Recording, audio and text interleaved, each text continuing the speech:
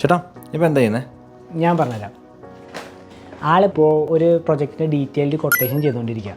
അപ്പോൾ ഈ കൊട്ടേഷൻ ചെയ്യുമ്പോൾ നമ്മൾ എന്തൊക്കെ ശ്രദ്ധിക്കണം? കൊട്ടേഷൻ ചെയ്യുമ്പോൾ ആദ്യം ഞാൻ ക്ലയൻറ്റ് ഒരു ഇൻറ്റീരിയർ കമ്പനിക്ക് കൊടുക്കേണ്ട കാര്യങ്ങൾ ഞാൻ പറഞ്ഞുതരാം. ഒന്നെന്ന് പറഞ്ഞു കഴിഞ്ഞാൽ ഫ്ലോ പ്ലാൻ കൊടുക്കണം. ആ ഫ്ലോ പ്ലാനിൽ പ്രോപ്പർ മെഷർമെൻറ്റ്സ് ഉണ്ടാവണം. പിന്നെ ഒരു 3D കൊടുക്കണം. ഇത്രയും കാര്യങ്ങൾ കൊടുത്താൽ ഒരു ഫേമിന് ഒരു പ്രോപ്പർ കൊട്ടേഷൻ ചെയ്ത് ക്ലയൻറ്റിന് കൊടുക്കാൻ സാധിക്കും. പിന്നെ ഇത് മാത്രമല്ല, അപ്പോൾ ഒരു കോട്ട് കിട്ടിക്കഴിഞ്ഞാൽ ക്ലയൻറ്റ് ശ്രദ്ധിക്കേണ്ട കുറച്ച് കാര്യങ്ങളുണ്ട്. അപ്പോൾ അത് ഞാൻ പറഞ്ഞുതരാം. Number 1 material സ്പെസിഫിക്കേഷനാണ്.